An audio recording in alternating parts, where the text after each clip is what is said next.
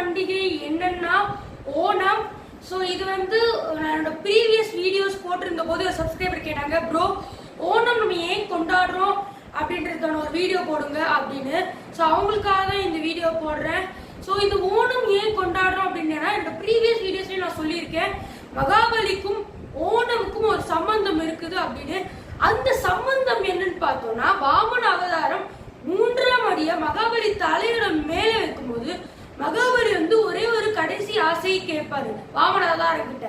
நான் வந்து இப்போ பாதாள லோகத்துக்கு போறேன், ஆனா எனக்கு ஒரு வருஷத்துல ஒரு நாள் வேணும், என்னோட மக்களை பாக்குறதுக்காக ஒரு வருஷத்துல தான் எனக்கு ஏதாவது ஒரு நாள் வேணும் அப்படின்னு சொல்றாரு.